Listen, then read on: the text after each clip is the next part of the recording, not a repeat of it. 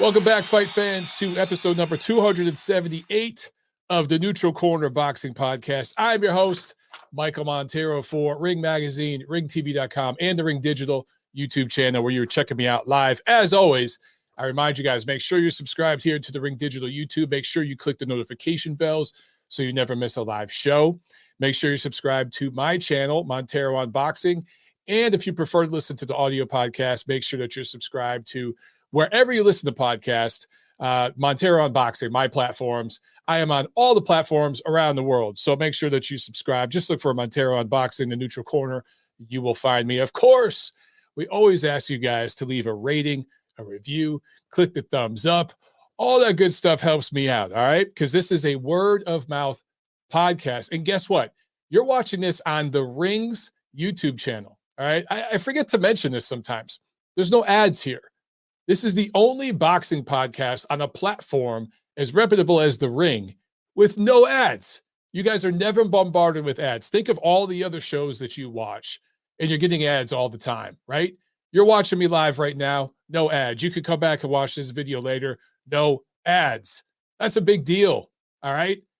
That's me looking out for you guys. So I ask you to look out for me in return. That's also The Ring agreeing to that shit, okay? So the folks at The Ring, the executives over at The Ring, the people in charge, they agreed to that. That's pretty cool. Take care of us, man. Make sure you're subscribed. Make sure you're clicking the thumbs up. All right? Let's take care of each other. Also, I should mention, there is a tropical storm coming through. It might be a hurricane by now. I don't know. They were saying it might turn into a hurricane. I'm in Atlanta. You know, we're just north of Florida. And this was another one come through the Gulf side, I think, that's hitting right now. And it is a monsoon outside, okay? It is pouring outside. It is pitch black, dark, and raining crazy outside right now. So if the stream goes out in the middle of the show, it's not me taking a knee. It's not me quitting on the stool. I promise it's not me, okay? I'm saying this because the power could go out at any second. A tree could topple all the power lines, and that's it. That would be the weather gods stopping the fight prematurely, okay? I promise it's not me giving up on you guys. All right, TNC 278 for the week of August 21st. Let's get right into this, man. Let's get the show going. Let's get the party started with some news and or notes. And unfortunately, we got more fights being postponed, the can being kicked down the road. Errol Spence is out of the fight with Manny Pacquiao, which we'll be previewing, obviously, later on in the show. David Benavidez is his fight with Jose Uzcategui is, as far as I know, it might be rescheduled. I don't know for sure. If you guys have heard something, let me know. I might be overlooking the news. I have got a million things going on right now, so I may have just not seen it. But as far as I know, that Benavidez-Uzcategui fight is not happening. So he's out because of COVID, at least for right now. Spence is out because of the eye. And look, some people are questioning whether Spence's eye injury is legit or not. I can tell you guys, I take him at his word, okay? If he tore a retina, or I'm sorry, scratched a retina, minor tear or something like, it's a big deal because it could turn into a detached retina. And if you're Errol Spence and you're going into a fight with Pacquiao, yeah, he's 42 years old. He's coming off a 2-year layoff. He's still Manny Pacquiao. And you're the A side. And that fight is set up, the PBC A side, I should say. That fight is set up for Spence to win, right? This is a passing of the torch. This is supposed to be a big coming out party to him, to more of the casual fans. He's going to be in front of casual fans' eyes for the first time, certain casual fans. So he wants to be 100%. So look, I take him at his word, okay? And I wish him the best of luck. It remains to be seen how he heals from this. Some people, of course, there's conspiracy theories saying, well, he hurt the eye in the car accident. Maybe this is like leftovers from that car accident, and the eye is more susceptible to injury now. We'll find out. But if you have a torn or scratched retina, okay, I would sit out the fight too. I mean, Errol Spence ain't hurting for money. And down the line, he's going to get the winner. Pacquiao's probably going to win. Talk about that in a second. But even if Ugas does win, then Spence fights Ugas early next year on Fox pay-per-view. You guys know how it is. As far as Benavidez goes, I don't really give a shit that fight's off. I don't care. It wasn't a good fight. Uzcategui, or there's a million different ways I've heard his name pronounced. Decent fighter, solid fighter. Is he a top 10 super middleweight? No, I don't think so. Maybe top 15, top 20 at this point, but hasn't really proven himself to me as the top 10 guy. And I don't want to see Benavidez fight him. I want to see Benavidez fight Plant or some other top 5 super middleweight. So I'm not really bummed about that fight not coming through. I'm bummed for everybody that was involved in the card, you know, all the undercard fighters and everybody that's working their butts off, because, you know, when you work your ass off to be in a fight and it's taken from you, that hurts. You know, it hurts people in their wallet, but also, man, some of these guys are putting in 6 months of work, training, getting their weight down, whatever it is, for this opportunity, and then, you know, it blows up. So I do feel bad, of course, but that fight should have never been made anyway. And that gets me to the greater point. Are any of these postponements that have taken place this summer, are any of them really that big of a loss, guys? The third fight between Tyson Fury and Deontay Wilder, is that really the fight we wanted anyway? Most of us didn't want that fight again. We wanted to see Wilder fight somebody like Andy Ruiz, get back in the win column, and then maybe go after the top heavyweight. We wanted to see Tyson Fury fight Anthony Joshua, and they were actually negotiating. Those two camps were legitimately talking to each other, and there was investment. There were people interested in putting on that fight. I'm not saying it was a done deal and it was signed or whatever, but it was close. They were talking. That's the fight we wanted, right? So I didn't really want to see Fury and Wilder again. It's a good fight. I'm not saying it's a bad fight. Of course it's a good fight. Anytime those two fight, I will watch. But that's not the fight we wanted. So when that fight got postponed, yeah, it was kind of a buzzkill because there's no fights going, you know, that weekend. But it's not the fight we wanted. It's the same thing with Teofimo Lopez and George Kambosos. Quality fight. I'm not saying it's a bad fight. It's a mandatory fight. Did it belong on pay-per-view? You know, Triller grossly overpaid. They're losing their ass on that event. They're learning the hard way, you know, the boxing business right now with everything they're going through with that event. But is it really that devastating that that fight is being delayed? It sucks that Teofimo Lopez, one of the bright stars in the sport, isn't fighting, and all the momentum he had last year is pretty much kaput. It's gone. So that sucks.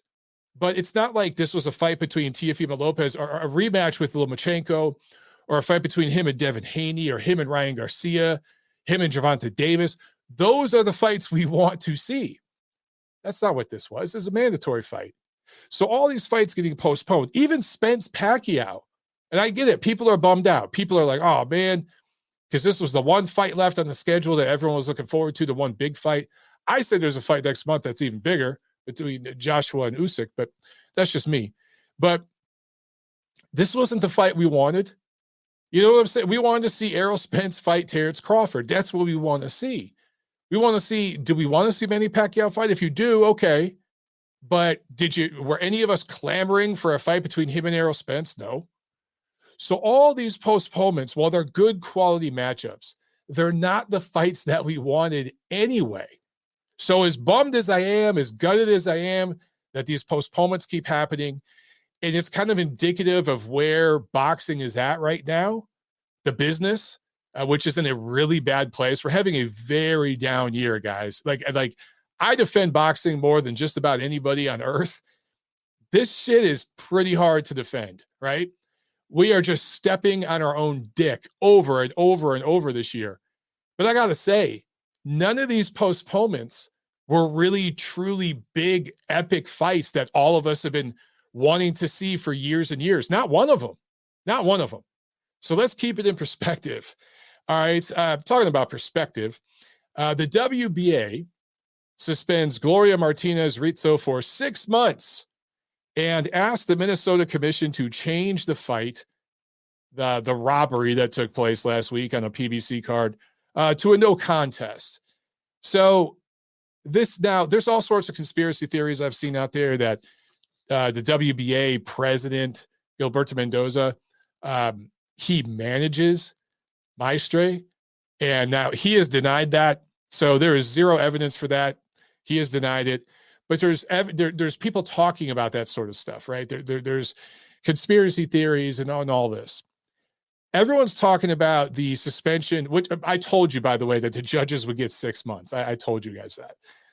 But everyone's talking about, this woman judge who horrible card, but even worse than that, some really terrible tweets, just seems to be overall a shitty human being.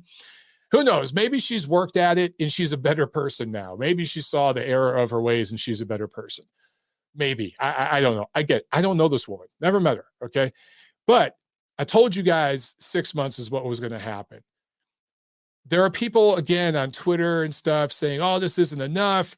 We need more. They need to, chain her up, and throw her into the ocean with bricks on her legs. There are people wanting, her burned at the stake.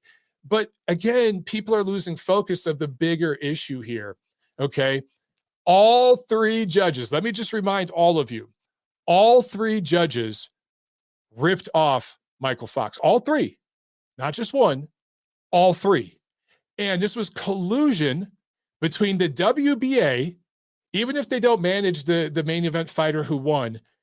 It's obvious if you look at their ratings, the theme with them and the PBC, there was collusion between the WBA, the PBC, and they all worked together to justify what took place in that fight. That's the bigger story. All three judges ripped this kid off, not just the bigot with a bunch of shitty tweets, not just that person, all of them. Even the people who aren't bigots ripped off the kid, okay? That's the story that everyone should be focused on.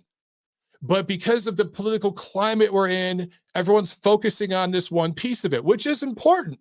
I'm not trying to downplay it. But the bigger part in a boxing context is the corruption and collusion between the WBA and the PBC and how all this was allowed to happen in the first place. That is the story. No one's talking about it. So these judges will get 6 months. Maybe Minnesota will change it to a no contest. I think it's ridiculous that the WBA even has to ask Minnesota to do that. The WBA should have something in their own bylaws to protect themselves and the fighters in situations like these where they can declare it a no contest, or at least have more power to influence the commission to do, to take action. So if this gets changed to a no contest, they end up doing a rematch. Okay. 6 months from now, let's go a year from now. These judges are working again. They're back in the system and they do a second fight. Let's say this time, let's just say for the sake of argument, Maestre learns on the job and narrowly edges out of a W over Michael Fox.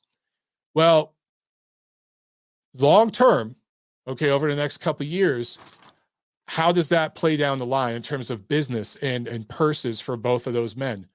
How does that play out for what they earn and how they feed their families, right? All of that, to me, is the bigger story here. And people are losing sight of that. But again, that's just where we live today in this world of insanity. All right, let's get into the fight review, shall we? I see a couple of you guys on the line. Hang out, sit tight. We'll get to you later. All right, we got a lot to talk about. Honestly, those of you on the phone, you might want to hang up and call back later because I got a lot to review and preview, okay? So also, if you're sitting there on hold, that's costing me money.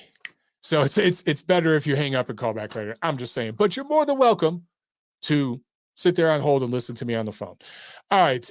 So there are 4 cards of note last Saturday, August 14th. Let's start over in the UK at Matchroom Fight Camp in Brentwood. And of course, this is broadcast on the Zone. In the co-main, Michael McKinson, unanimous decision win over Przemysław Ranowski, 10-round welterweight fight. And then the main event, Joshua Buatsi, TKO 11 win over Latvian fighter Richard Bolotniks in a 12-round light heavyweight fight. Buatsi dropped Bolotniks in the 6th and 11th rounds before the fight was stopped. He was also deducted a point in the 8th for low blows. So this was a tougher fight for Buatsi than some predicted, because a lot of us, most of us, maybe all of us, outside of Latvia, had no idea what to expect from Bolotniks. We didn't know what he was going to bring, right? So, but he brought it. He was a tough guy, rugged, went rounds, and this was just the kind of fight that Buatsi really, really needed to learn from. I think this was terrific matchmaking. Somebody at Matchroom did their homework on this one, and it worked out. So I kind of look at this fight sort of the way when Teofimo Lopez fought Nakatani. It's not exactly the same, but similar. I think Buatsi had a little more trouble maybe in this fight, but he also had more explosive punches, and he got his guy out of there. He dropped him, and that's something Lopez couldn't do. But that fight for Teofimo, that was a fight that kind of got him over the hump and ready to really contend. And I think this similar kind of situation with Buatsi, not that he's ready to contend for a legitimate world title quite yet, but this was he definitely went up another step with this performance. This is a good, solid learning performance for him. All right, let's come here to the States, and let's start in Tulsa, Oklahoma. Top Rank on ESPN Plus from the Hard Rock in Tulsa. Triple header here from Top Rank with some quality fights, man. Let's talk about the two Maloney brothers. Jason Maloney, coming off that KO7 loss to Inoue last October, gets a unanimous decision win over Joshua Guerrero Jr. in a bantamweight fight. Looked pretty good in that fight. And then the third fight between Joshua Franco and Andrew Maloney. This is for one of the regular WBA titles, junior bantamweight. Franco gets the W, 116, 112 all three times. Those were good scorecards. He won this fight legitimately, competitive, but decisive win for Franco. So he settled the score here, right? There was controversy in that rematch in November. It was a no decision because of the headbutt. Maloney had a good start in that fight. Well, Franco looked pretty good here. Maloney looked good too, but Franco clearly just the better fighter of the two. And he's really grown in these three fights with Andrew Maloney. So it's going to be interesting to see where he goes from here. And then Arnold Barboza Jr., a light welterweight prospect out of California, improves to 26-0 with a unanimous decision win over Antonio Moran. The thing that's going to hurt Barboza, that he does a lot of things well. Interesting fighter, interesting prospect, but only 10 knockouts in 26 fights, just does not have that game-changing power. And that is going to cost him at the elite level. Right now, there's a few really good fighters at 140. They're going to be moving up soon to 147. That's going to leave an opening, and Barboza is going to have an opportunity. Don't be surprised if he fights for the WBO title, because he is a top-ranked fighter. But, and you know, the WBO stands for We're Bob's Organization, remember? But remember, man, Teofimo Lopez, you know, he's going to be moving up from 35 to 40. So maybe we end up seeing Lopez and Barboza for the vacant WBO 140 title at some point next year. I'd welcome that shit. That's a good fight. It's an interesting matchup. But Barboza just doesn't have the power to keep somebody like Teo off of him. So that's the way I see it anyway. All right. In Texas, which is just south of Oklahoma, Golden Boy Promotions on the zone from the Ford Center in Frisco, close to the Dallas area, right?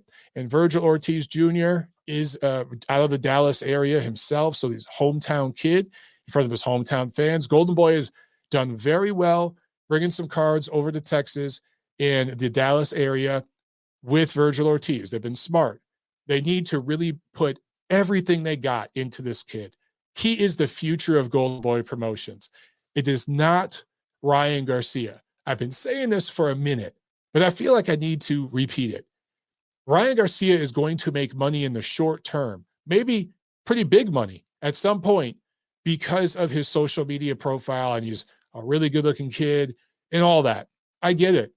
But long term, 10 years down the road, over the next decade, I really think Virgil Ortiz Jr. is going to do big, big things for Golden Boy. And he's going to open the doors for the young kids that are going to come up after him. I just think that they really, really, really need to take care of this kid and make sure they're taking care of this kid. He is the future of that promotional company. He truly is. And he scored a KO8 win over Egidijus Kavaliauskas in a 12-round welterweight fight last Saturday to improve to, I think, 17-0? 23 years old. Maybe now I think it's 18-0. Anyway, I think 4 knockdowns in the fight, I believe. Was it 4 or 5? I can't remember off the top of my head. I think 4. And Ortiz went 8 rounds for the first time. So even though this was kind of one-sided, I mean, early on, Kavaliauskas won the first couple rounds, right? And then Ortiz had to turn it up. And he did. He responded very well. But much like the fight I talked about, Buatsi and Bolotniks, and Teofimo Lopez and Nakatan, this fight, Mean Machine and Ortiz, really gave Ortiz so far his biggest push, right? He had to raise his level. And you can see the difference between Ortiz and somebody like Buatsi, who went 11 rounds with Bolotniks. Ortiz got a better fighter out of there in 8 rounds. Virgil Ortiz is the goods, ladies and gentlemen. This kid is going to win titles in multiple weight classes. I'm saying it right now, and I've been saying it. So I'm very high on this kid, but very exciting performance. The fans that were in attendance there at the Ford Center in Frisco, Texas, they got their money's worth. They were happy. They were very, very happy with the result. Not so in California. Let's jump over to this last fight card.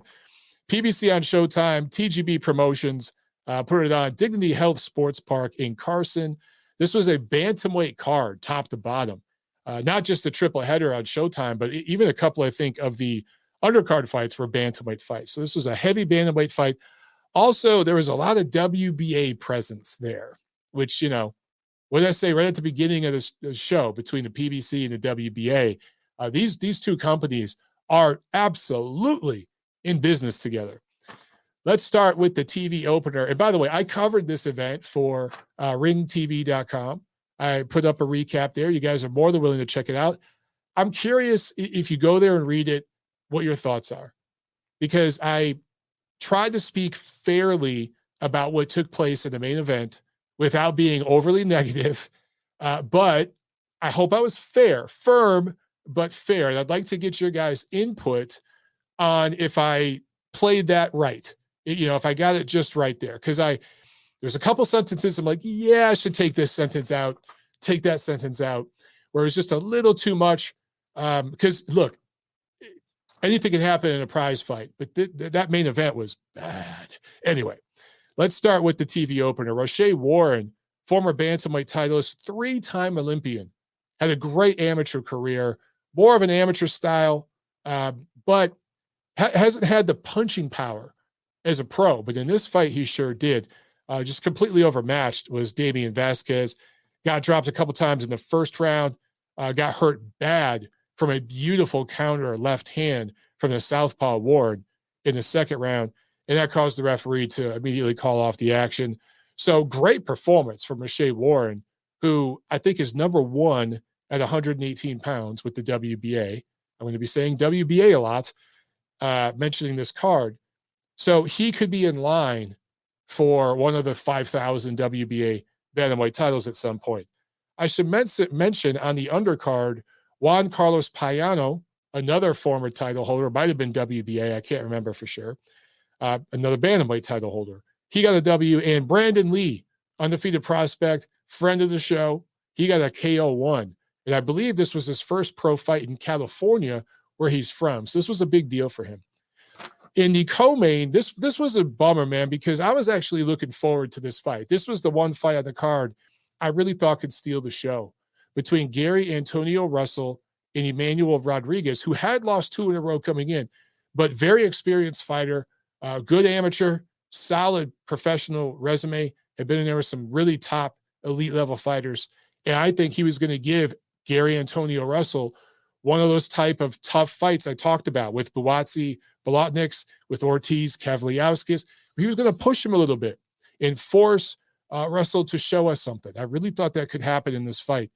But a huge headbutt right at the beginning. I think this thing, it was only like 20 seconds in, maybe not even. I think 16 seconds in, if I remember correctly. Check my article because I put it there. But clash of heads. Rodriguez got the worst of it, cut on the bridge of his nose. His nose looked like it could probably maybe be broken, so his breathing was impaired. and the pain had to be bad. When you get hit right there on that bone, right in the bridge, that could cause that blinding kind of pain where like shit goes white, and your vision kind of goes. And that's why I think he dropped to his knees and kind of rolled around the canvas for a minute, because that kind of pain, especially where the impact happened, can affect your vision. And I'm only guessing. I have no idea, but I'm assuming that's what happened there. Anyway, it was ruled a no decision. The guys couldn't go on. It is what it is. It sucks. It sucks, but that's just indicative of boxing in 2021, man. It's been a rough run, guys. Now, let's talk about this main event. John Riel Casimero narrowly beats, split decision, beats Guillermo Rigondeaux. And by the way, I've been saying Rigondeaux because that's how I was told to pronounce it all during this broadcast. The entire broadcast team kept saying Rigondeaux. So I will say Rigondeaux from here on henceforth, because that's the way they were saying it. So I've heard this name pronounced 8 billion different ways. We're going to go with Rigondeaux. By the way, Mauro Ranallo keeps trying to call that arena, that venue, I should say, the Punch Bowl. That's not the fucking name, Mauro. I love you. It's not the name. Call it the War Grounds. That's what people who actually live in LA and attend those fights and pay for the tickets call it. It's called the War Grounds. The Punch Bowl, it ain't catching on, bro. And I know you've seen the tweets because I know you pay attention. I know you've heard people say that shit sucks. Listen to the people, okay? It's not the Punch Bowl. It's the War Grounds. Anyway, boy, did this fight fucking suck. That's all I can say. And look, okay, but let's go with the scores here. Tim Cheatham saw it 115-113 for Rigondeaux. Robert Hoyle, 117-111, Casimero.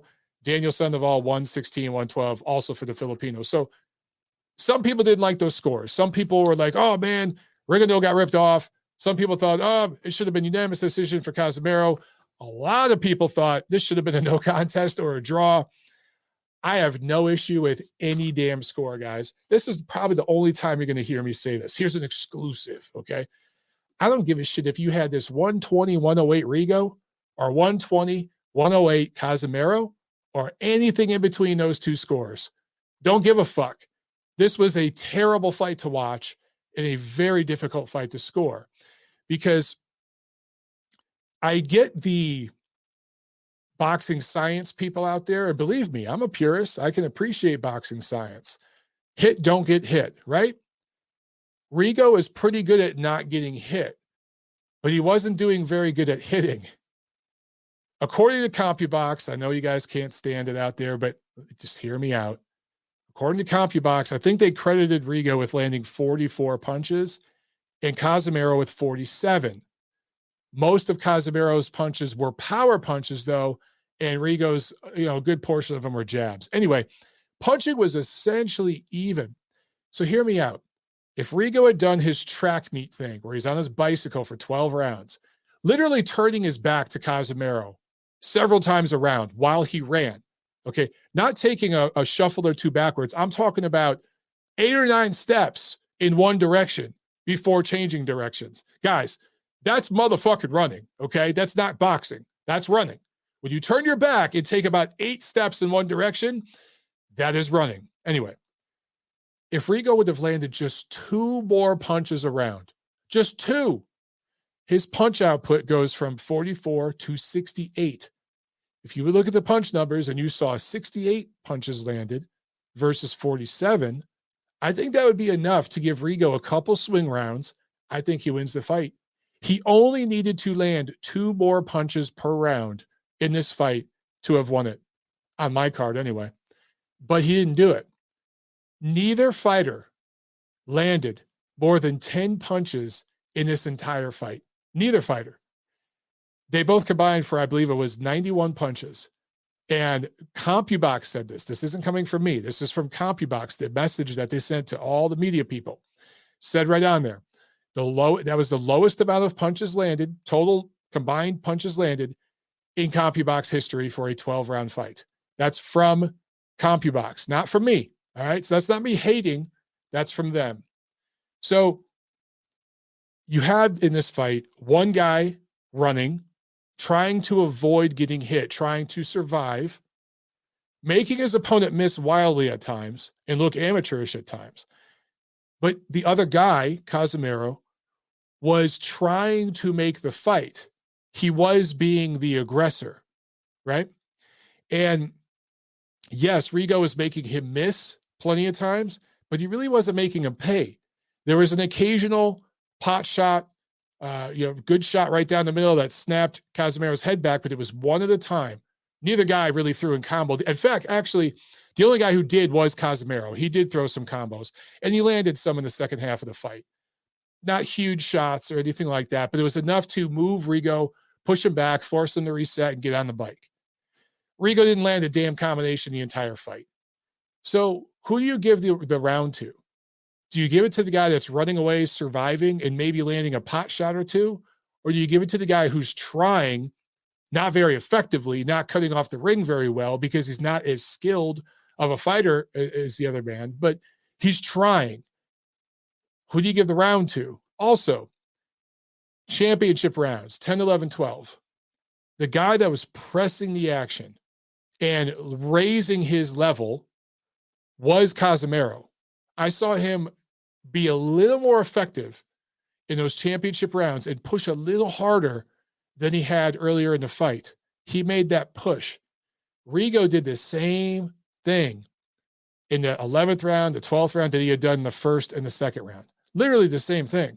There was no raising of the stakes. There was no, all right, let me shoot my wad. Let me empty the gas tank, right?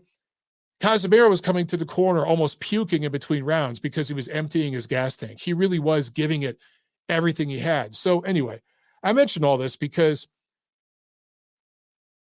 again, if you wanted to give the round to Rigo because you saw, well, he didn't get hit, okay, cool. If you want to give the round to Casimero because he was trying to force the fight and being the aggressor, okay, cool. This fight could have been a draw to me. It literally could have been a no contest. The one thing I will say is one guy, what I saw is one guy trying to win. I saw another guy trying to survive and not get hit. That's the difference. So if I'm going to edge this fight to either guy, it's going to be Casimero. I'm just glad it's over with. And I want to state for the record, a lot of people out there accuse me of being a Rigo hater, of course, this, that, the other. You can't criticize or speak the truth about anything anymore without being called a hater. I've been more than fair to Rigo. In fact, for those of you who actually follow my work, I did a preview piece on this fight, and it was supposed to be in the magazine. That got messed up when PBC changed the scheduling and everything. You guys know all that. I've repeated it for weeks. That preview story ended up going on Ring TV's website last week as an advance on the fight, a preview for the fight. So I took that original article. I had to update it a little bit. But with all those quotes, I had talked to Rigo and his team. I had talked to Casimero and his team. So I previewed the fight. I promoted the fight. And I chose that assignment when it came to which card I was going to cover last weekend for the site. Originally, I was offered the Virgil Ortiz card. And I would have jumped at that because that was a way better fight, much more fun event. But I thought, I should cover the Rigo Casimero fight because I'm familiar with these guys. I've been following this fight. I've been following the arc there, that story. And I've talked to both fighters in their camps. So I chose that assignment. Yes, I literally chose to cover that fight. So, in fairness, man, I've covered Rigo fairly. I've promoted his events.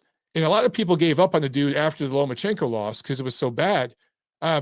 Here it is. I covered this event, interviewed the guy, gave him a fair shake. It's just, dude, he stunk out the joint. You can't fight like that as a bantamweight too, man, and expect people to line up to see your fights. And this dude has gotten opportunity after opportunity. Let's not pretend that he got one chance, blew it, and that was it. This dude fought for a title very quickly in his pro career. Top Rank lined him up into a title shot. They put him in there against the fighter of the year, Nonito Donaire, Filipino-American fighter of the year, a guy that Top Rank could market and make a shitload of money off of. They put Rigondeaux in the ring with him. Would PBC have done that? Come on, guys. Would they? Would they have done that? Top Rank did. And Rigo, I mean, Donaire had moments in that fight, but Rigo clearly decisively beat him, right? But stunk out the joint. So he got opportunities years ago. And this is a guy that's gotten multiple opportunities since then. But in this case, I think these judges punished him for not trying to win versus him simply just trying to make his guy miss and trying to survive. I think the fans booed and all that, but these judges they went against him and scored it to the other guy for trying. Not that Casimero really proved he was this amazing fighter in that fight, but he's only the second guy as a pro to defeat Guillermo Rigondeaux. That's a pretty big deal. Now, did I see anything in this fight that makes me believe Casimero is going to beat Nonito Donaire, let alone Naoya Inoue, who he called out after the fight? No, I don't see that. I think Donaire is going to beat Casimero. I do think they're going to fight. Perhaps at the very end of this year, early next year, go right back to the same venue and fight. That'll be a great one. That'll be very, very fun to watch, a Filipino grudge match. But I think Donaire is going to beat him. I just do. Much different styles in that fight, obviously, but I just didn't see anything in this fight that showed me, I expected Casimero to cut the ring off and try to chop the old man down. He tried, he just wasn't very good at it. And maybe we'll find out he was injured, compromised. I don't know.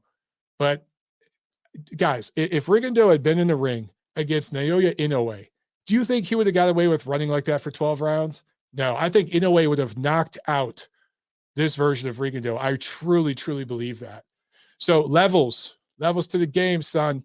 That's what we always say, right? Super chat pledge from my man, Ray Valero. Thank you so much, Ray. He said, agree, Mike, horrible fight, but Rigo did not deserve to go home with a belt. I'm actually cool if it's a draw and Casimero still comes home with his belt. Yeah, I would have been totally fine with a draw, man. Absolutely would have been cool with a draw because neither man really, really earned a W, in my opinion. But again, I will say, if there was one guy that tried to win, it was Casimero. I didn't see Rigo trying to win, especially those championship rounds where it was clear Casimero was emptying the tank and letting it all hang out and landing a couple combinations here and there. So all in all, if you're going to edge it to one guy, you're going to edge it to Casimero. Benildo says, excellent and fair commentary. I agree with you. Thank you. I appreciate that.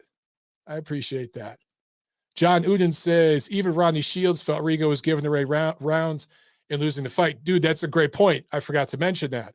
Rodney Shields, a very honest man, very honest trainer, one of the best in the business. He was imploring Guillermo Rigondeaux to punch more, to stand in the center of the ring and trade.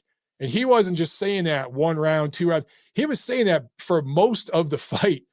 Like, I feel like in the middle rounds, he started saying that after every round. He's like, dude, stand there and punch. You're giving these rounds away. Rodney Shields kept saying that. All right? It's not just me. It's not just people on Twitter hating. Rodney Shields was saying that, and he was getting paid by Rigondeaux to train him and help him win. So the guy literally paying him, he was telling him, hey, man, you guys step it up. So it don't get much more honest than that, guys. It's not hating. It's not, oh, go watch bum fights, go watch UFC. You just can't appreciate boxing craft and sophistication. Dude, no. Chris Bird, remember him? Undersized heavyweight in the previous era. That dude could stand right in front of you and make you miss and then touch you. And yeah, maybe the shots aren't going to hurt the big super heavyweights, like when he fought Vitaly or Vladimir Klitschko, some of the other guys. But he could stand right there and trade with you. Would he back up? Would he be on the back foot? Would he use lateral movement? Of course, he had to. But that dude would stand in the pocket with you and trade, and he could hurt you, touch you, make you miss, touch you, and get out. Pernell Whitaker, okay? Guillermo Rigondeaux. I keep saying Rigondeaux. Rigondeaux is no Pernell Whitaker. Guillermo Rigondeaux is no Floyd Mayweather. No, sir. All right, so stop with that. Just stop. Anyway, all right, let's get to this fight preview. Here we go. All right, this Friday, August 20th, Shavkatzon Rakhimov, who had a draw with Joseph Diaz Jr. back in February, is fighting Japanese fighter Kenichi Ogawa in Dubai for the vacant IBF 130-pound title. I don't believe that's going to be broadcast anywhere. No one's picked that up, but it is a title fight going on in Dubai, so that's happening. Also, DeBella Entertainment card on UFC Fight Pass from California. 2 women's 140-pound title fights. So maybe the winners of those 2 fights next time around will fight each other in unified titles. That would be cool. Saturday, August 21st. One big card of note. Let's talk about this. All right, TGB Promotions and MP, Manny Pacquiao Promotions, working together, of course, with PBC. This is going to be on Fox pay-per-view. And we'll get to the main event in a second. Let's quickly talk about this undercard, which I got to say, guys, not exactly the strongest pay-per-view undercard we've seen from PBC recently. And they've had a couple good ones in some of their pay-per-views recently, right? But this pay-per-view is pretty bad. That's because this is all about the main event. 99% of the money here going to the main event because of who's fighting in the main event. But Victor Ortiz versus Robert Guerrero in a welterweight fight. No, you did not travel back to 2012. It is still 2021. Just making sure you guys remember. But yeah, these 2 guys. Let's look at Ortiz. He has lost 4, or he did lose 4 of 6 fights from 2011 to 2016, right? That's when he was kind of being recycled by PBC. He fought Floyd first, right? Then that whole debacle, the way that fight ended was insane. And then lost 4 of 6 fights from there over the next 5 years. He is 1-0-1 since. So in other words, he's had 2 fights since 2016. Last fought in 2018. Again, reminder, this is 2021 that you're currently in, okay? Now, Robert Guerrero lost 5 of 7 fights from 2013 to 2017. He was another one of these PBC guys that they kind of used to build up other fighters off of. Mexican-American, it was easy for them to market and kind of milk that fan base. And that's what they used Guerrero for. He got paid for it, but that's what they used him for. Starting, of course, with Floyd Mayweather. Somehow that Floyd Mayweather fight was on pay-per-view, believe it or not. And anyway, lost 5 of 7 fights, 2013 and 2017.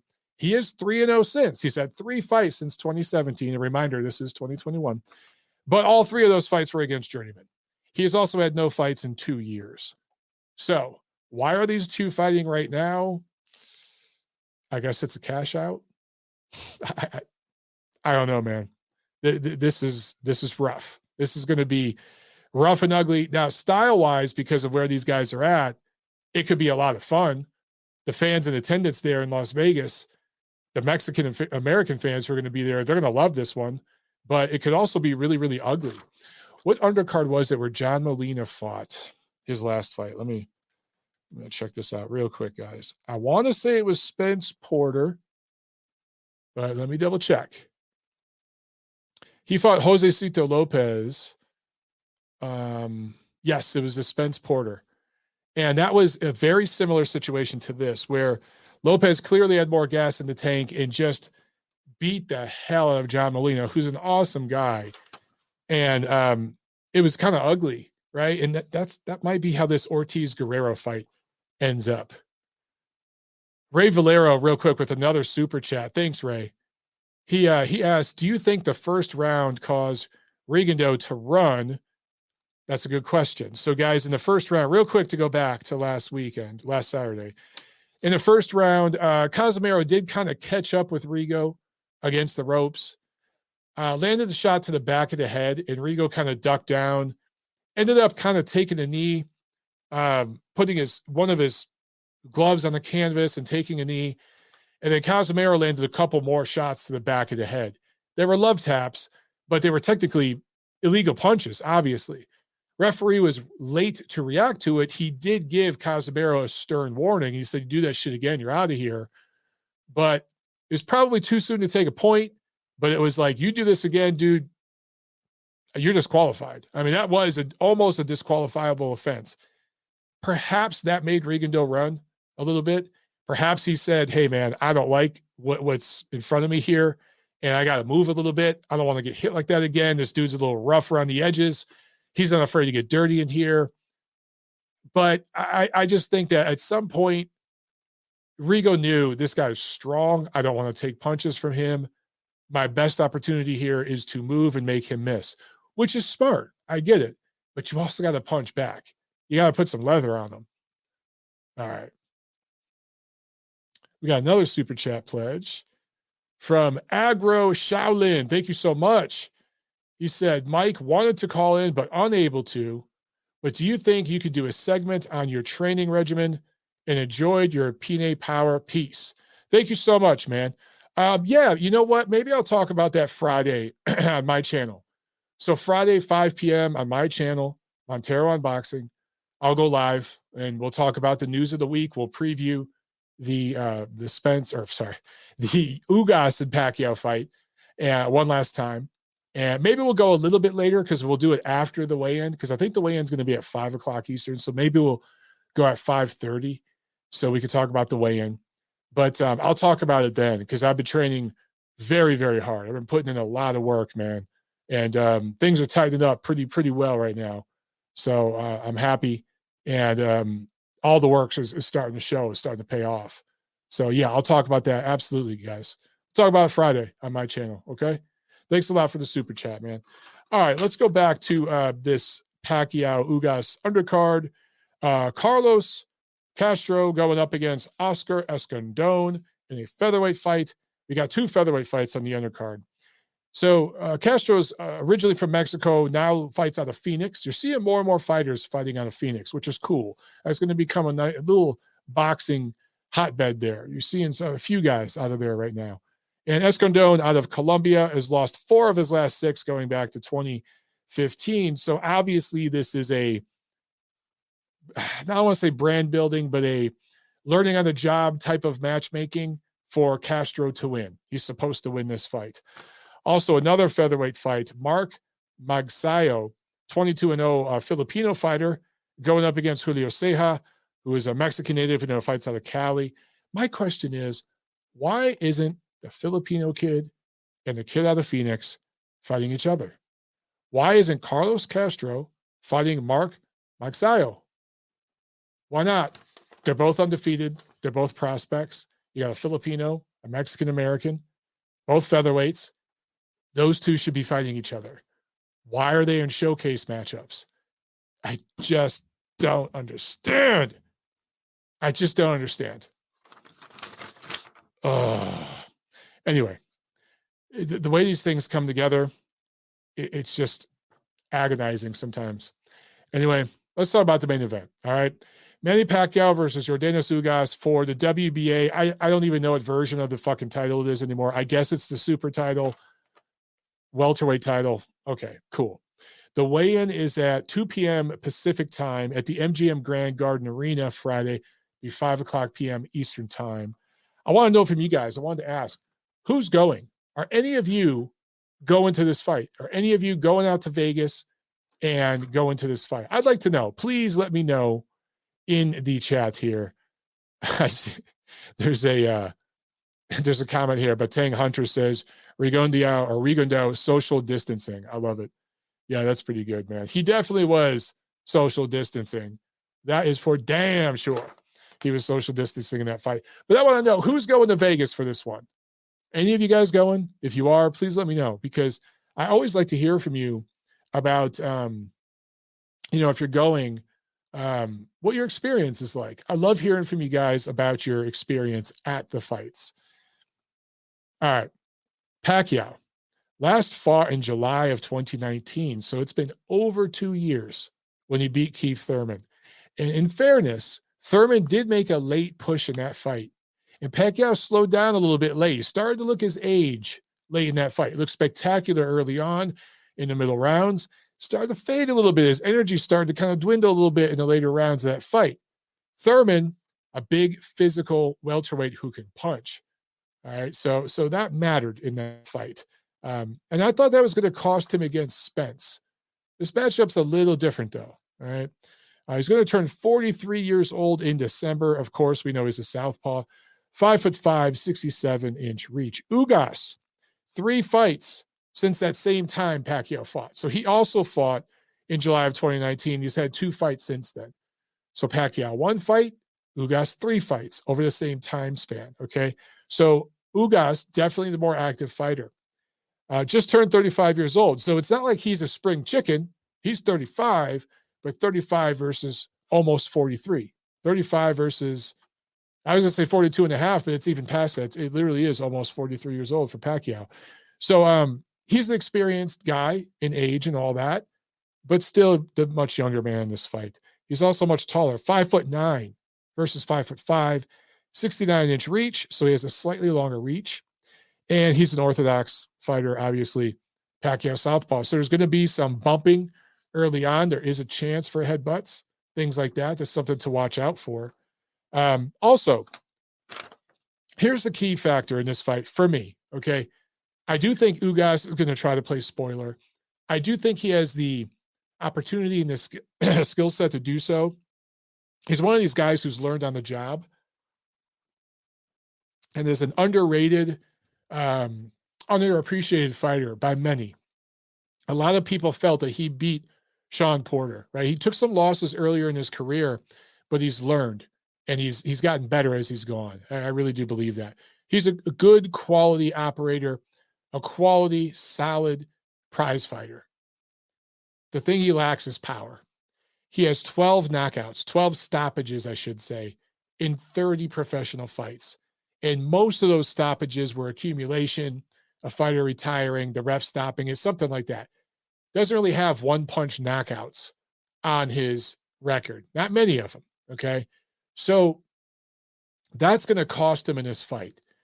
I thought Spence was going to have a late push like Keith Thurman did, but Spence is better than Thurman. And Spence's power is overrated by many, but he is an explosive fighter and has that burst with his feet, fast with his feet, burst, explosiveness, and could get to Manny late and possibly stop Manny late, definitely control the later rounds. And I thought he was going to win the fight on the cards, possibly get a late TKO. With Ugas, he just doesn't have that power. And with this version of Manny Pacquiao, you got to have that power to change the outcome of the fight. So I see this fight looking very similar to Pacquiao's fight with Thurman in the sense that I think early on, Manny's angles, his explosiveness, his speed is going to surprise Ugas. There could even be a flash knockdown. Maybe not. Maybe Ugas will be very defensive-minded early on. Thurman was kind of asleep at the wheel. He was kind of just not paying attention early on and got caught. So maybe you won't get that flash knockdown, but I do think Pac is going to win some early rounds pretty decisively. But then as we go into the second half of the fight, where Pacquiao, like a normal 42-year-old, will start to fade. His energy will start to fade. I'm 42, and after several rounds of work, your energy starts to fade. It's just what happens to athletes as you age. So I can feel Manny's pain, okay, in this regard. Even though he's a special athlete, a special fighter. First ballot Hall of Famer, all-time great, all those things. Father Time always wins. He will fade down the stretch, but Ugas does not have the power, the explosiveness to take advantage of that. And for that matter, I like Pacquiao to win this fight by decision. I think it's going to go to the cards, and I think Manny wins a decision. I do think Ugas will have some moments later in the fight when he starts to catch on to Manny's angles and speed. Manny's feet used to move from here to here, right? So for you guys listening on the audio, I'm looking into the camera and my hand is at my right shoulder and I'm jumping over to my left shoulder. Manny could really get across a fighter's guard in an instant in his prime. Those angles are now narrower. He'll start on this shoulder and he'll get to about here. He'll get in range now. And that's how he can be caught. Those angles are not as wide. They're not as explosive as before. They're not as dynamic as before. Still better than 95% of fighters out there, just because Manny is so special. But his angles are not quite as sharp as they once were. So later on in the fight, I do think Ugas is going to have opportunities. I think he's going to land some counter punches. think he's going to win some rounds and make things interesting. But down the stretch, Manny just too much, wins a decision, 116, 112, something like that. It will look similar to the fight with Thurman. That's just the way I see it. All right. I think Spence would have beat Manny, but this is a much different matchup. And it ends up working out better for PBC because Pacquiao should win narrowly on the cards here. As Errol Spence heals, you go right into the Spence-Pacquiao fight early next year, Fox pay-per-view. Who knows if they're even going to be on Fox at the time, but that's probably what we're going to get. All right, so, Jose Serrano in the chat says Manny is being set up. Ooh, we have seen that before. I will say this. I'm going to put it out here. The WBA is involved. PBC is involved. 2021's involved. Who knows? Maybe something like that will happen. All right, guys, we're going to do calls very, very quick today. I'm only going to take a handful of calls. We're already at an hour, and I got some work to catch up on. So we're going to do some quick calls, and then we're going to jump off. All right, let's jump to the first one.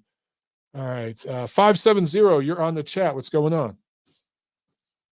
Hey, Mike, real quick here. Just to clarify, when people say hit and not get hit, I think it's the worst cliche in boxing. Chris Bird versus David Tua. That was hit and not get hit. There you go. That doesn't mean you're not getting hit. You're not getting hit with the guy's big shots. He twisted, turned, beat David Tua up. He just didn't get hit with a bomb to knock him out. Rigo ran, Mayweather ran against Pacquiao. That's not getting hit. That's avoiding a fight. And in the past, in the 1950s, you used to see fights stopped because of inactivity from other fighters. I think referees should take initiative and say, hey, Rigo, you got to fight or I'm taking point. I'm taking a point.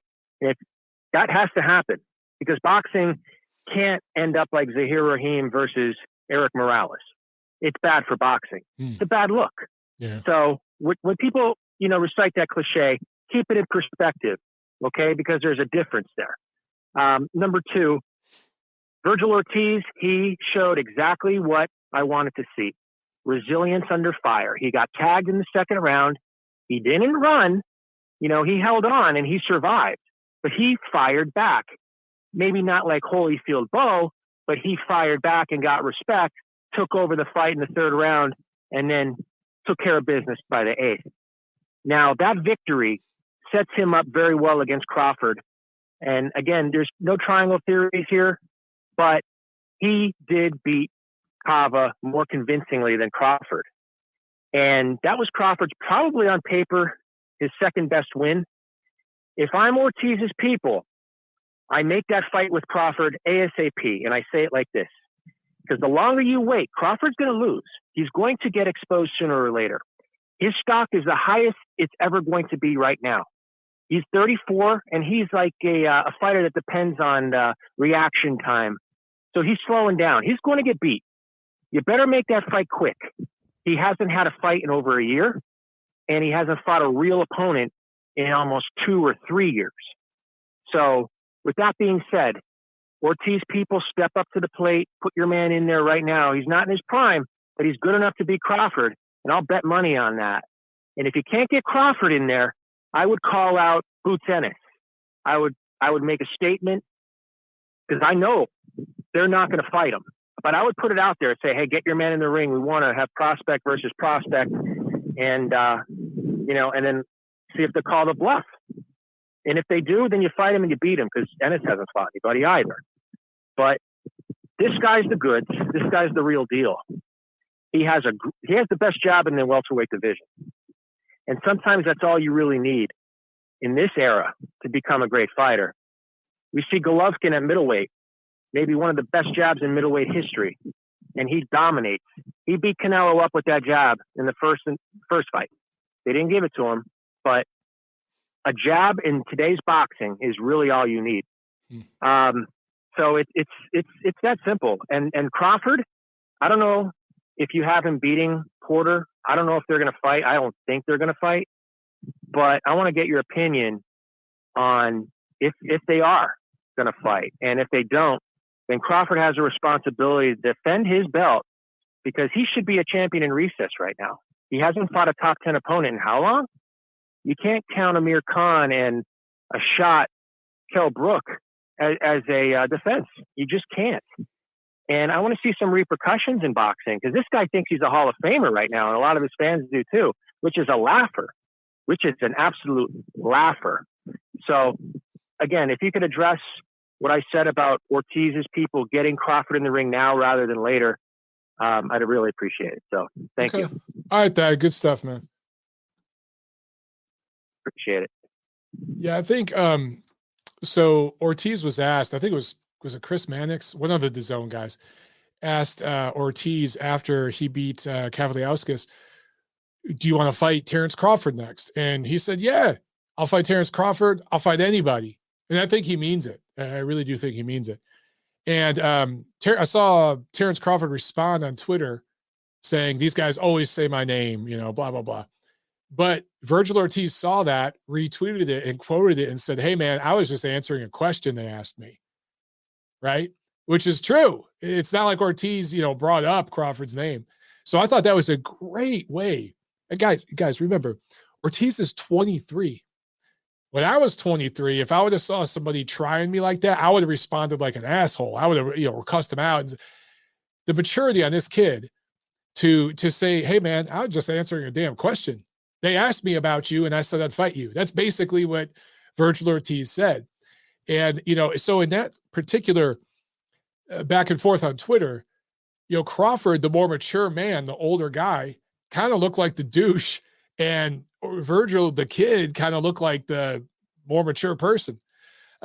Because what he said is very, very true. Anyway, do I think Ortiz and Crawford are going to fight anytime soon? Hell no.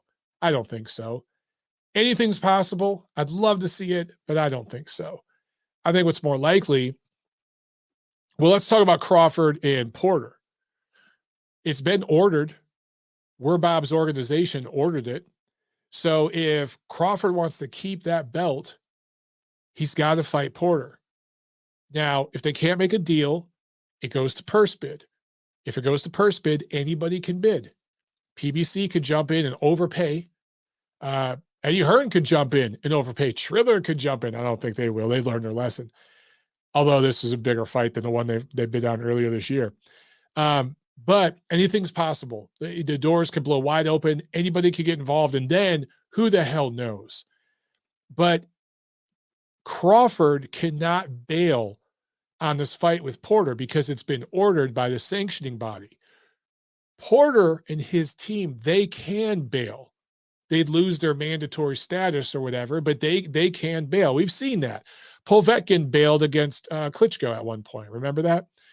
For some of you younger guys, you may not remember that, but Alexander Povetkin was the mandatory, and Teddy Atlas was training him, and he said, look, dude, you're not ready for Vladimir. Vlad's going to destroy you. He just told him, honestly, you're not ready. And so they withdrew their mandatory status. And Vlad said, okay, whatever. So Porter can do that.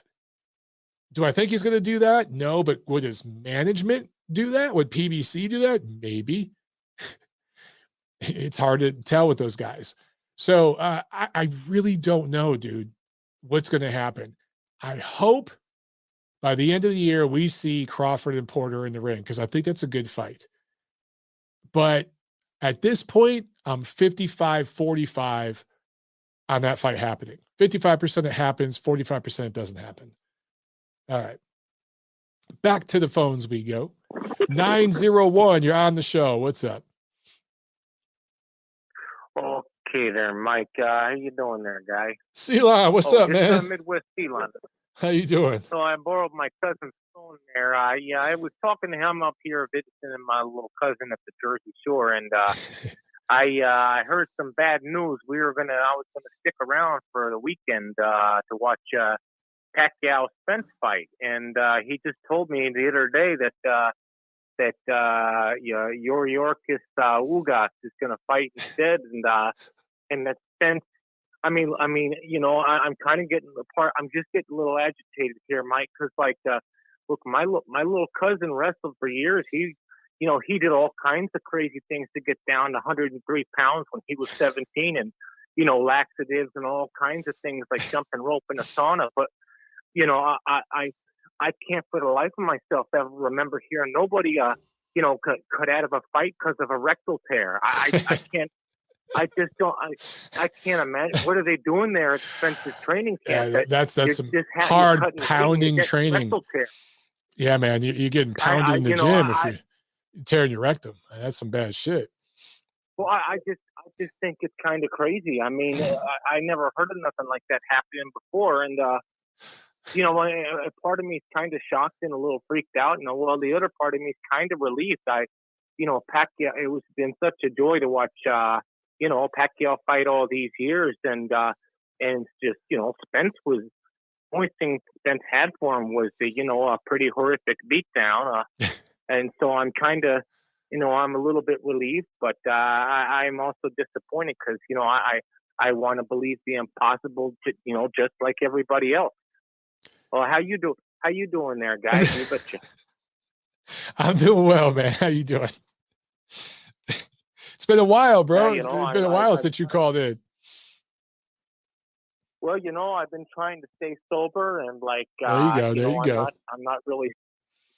Well, I'm not sleeping in from work as much as I used to be, and so I didn't get to catch all the, I caught kind of a pretty potent specimen of female winning us the gold medal in the boxing, and the wrestling just as well. I've been a fan of that. I've been following Bo Nickel and Kyle Snyder since for ages now, and I'm kind of happy with how we did. And I saw there was a fellow who looked kind of like, my God, he's the biggest Filipino I ever seen. He was fighting at middleweight. I mean, my God, I ain't never. He's like 3 times the size of the average fellow over there, as far as I can tell. But he won the silver, I think, and he looked good. Eliminated some guy from. Yeah, you know who I'm talking about? He got a guy from Kazakhstan and knocked him out. He flattened the son of a gun. I've never seen that before. I'm going to look up his name because I can't think of it right now. Carlo Palam. Yeah, you know who Palam. Yeah. No. Palam was Palam's kind of a regular weight. No, the guy who fought at middleweight was a freaking monster as far as that folks from the Philippines go. Humor Marcial. Yeah. Humor Marcial. Yeah. He. Oh my God, he's a kind of a wrecking machine there. I see him.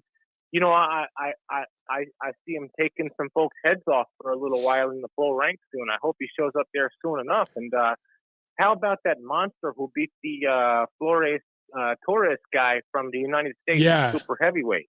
Yeah, I want to see that guy in the pros. Well, he's already had some pro fights, right? Yeah. Yeah. I hear he's had about 6 fights already. Yeah.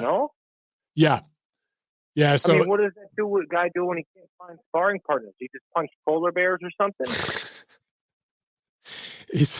I don't know, man. Yeah, he punches brick walls. Him and Beterbiev, he's kind of got that kind of demeanor about him. So I can't wait for that dude to step it up. Yeah, that's going to be fun. Yeah, except he's like twice the size of Beterbiev. This guy's a monster. He's a freaking monster. He's absolutely a monster. So I can't wait to see him move up. Yeah, look, Vladimir Klitschko looked like a bantamweight, Yeah, absolutely.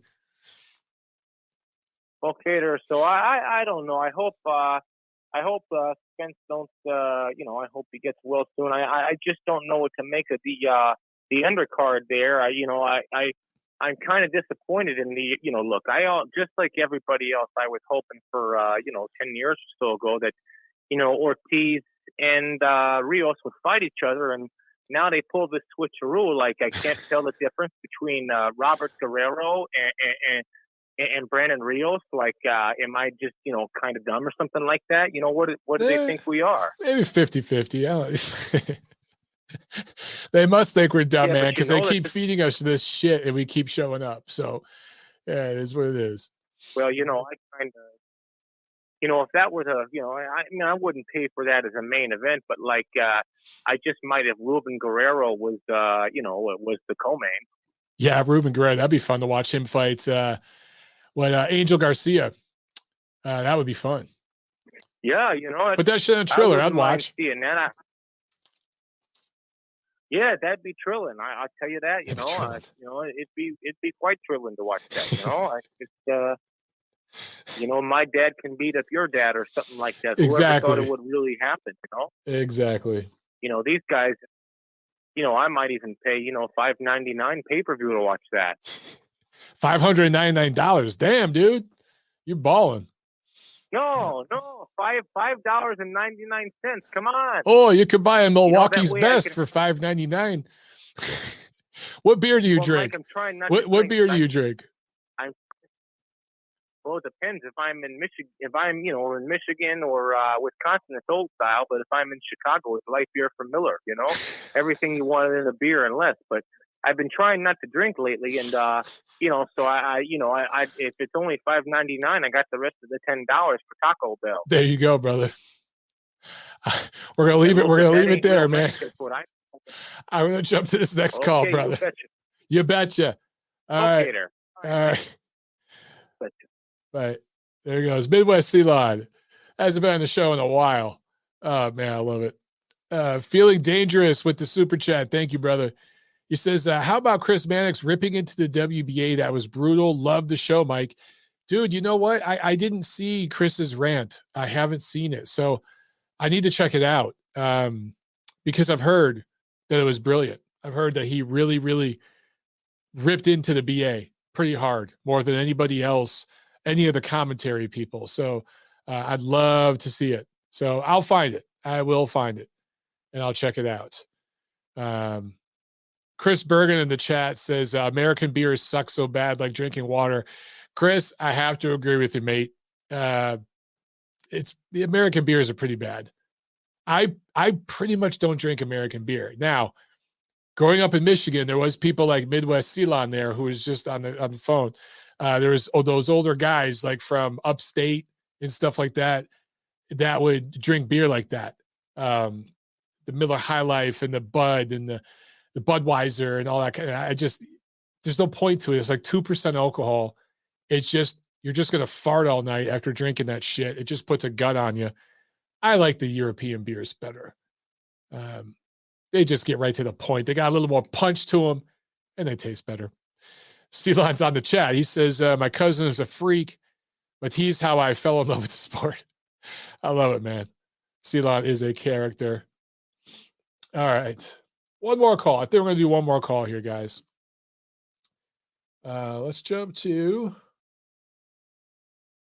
if it would come up, 805. You're on the show. Hey, Mike, what's going on? What's up, Nacho?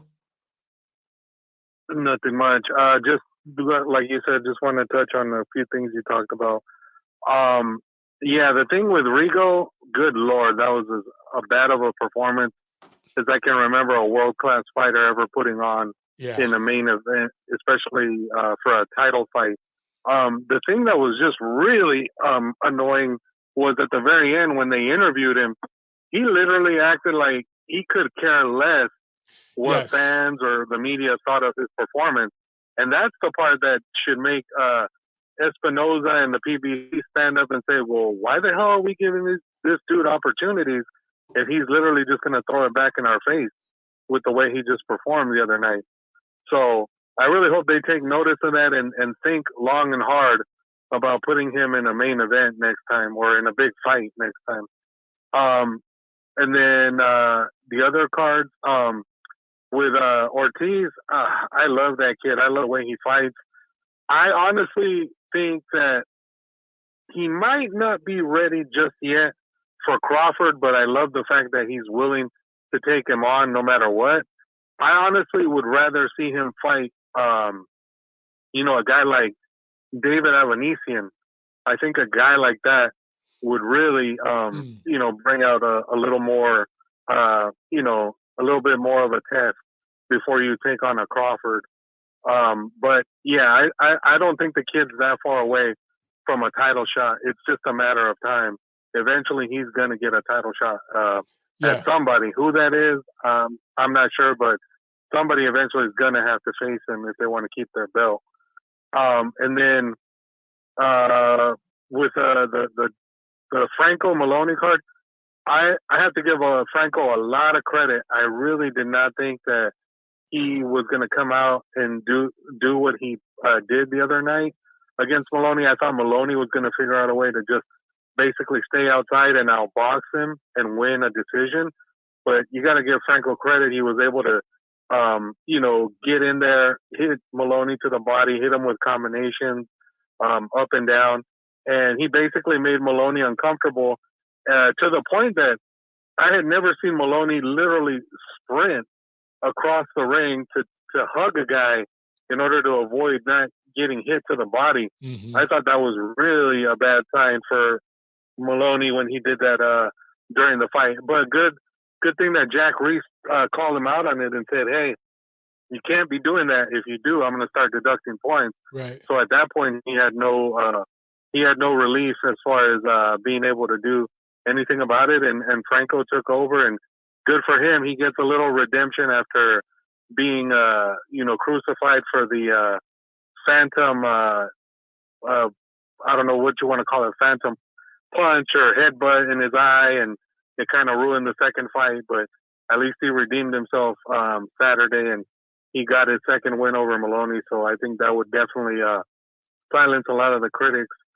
And then just regarding the fight this weekend, my God, that card is awful. Mike, I really don't understand what they're thinking, bringing two relics of the past with Victor Ortiz and Robert Guerrero. I mean, I hate to say it, but one of those guys is seriously going to get hurt. Yeah. Like, they're both washed up, and I would hate to see one of them end up, going to the hospital after the fight. But I think that's what's going to happen. One of these dudes is going to get seriously hurt, and it's going to be a bad look for the PBC putting that fight on. Neither one of those guys belongs anywhere near a ring at this point. They're both done, and they're just being used as cannon fodder. I mean, granted, it's against each other, but yeah, it's just a bad look. And then with the main event, I agree as far as, like, I think you're right. I think Manny's going to figure out a way to, do enough to win a decision. But I agree. His age is starting to catch up to him, and you just don't see the same Manny you saw 7-8 years ago, where he could throw those 5-6 punch flurries and get in and out on guys, and guys just had no answer for that. He's starting to slow down, and in the Thurman fight, you definitely saw it. Like, the last 3 rounds of that fight, it looked like he was laboring just to be able to get to the finish line. And I think that's what's going to happen. I think he's going to have a really good gas tank for about 8-9 rounds, and then at that point, it's going to be on Ugas, if he's still in the fight, to really press Manny the last few rounds. And then who knows, maybe he ends up pulling off an upset, but I don't think so. I just think, like you said, his lack of power is going to be the one thing that I think stops him from getting the win. So I think Manny, like you said, wins a decision like 8-4 as well. And yeah, that's my call, Mike. Good shit, Nacho. Like always, brother. Thanks. Good stuff, man. All right, man. Yeah. Have a good one. All right, guys, that is it, man. We are done. Seba in the chat says Ugas via upset. All right, you're on the record. You're on the record. For me, I like Pac 116-112, guys. That's the way I see it. All right, we'll wrap it up. We'll see you guys Friday over on my channel. And like I said, I might go a little bit later because I think the weigh-in's going to be at 5, so maybe I'll do the show at 5:36. Just look for it. You'll see it out there. If you're subscribed, you'll get the notification. All right, guys. Have a great day. Enjoy the rest of your week. I'll see you Friday. And until then, have a good one.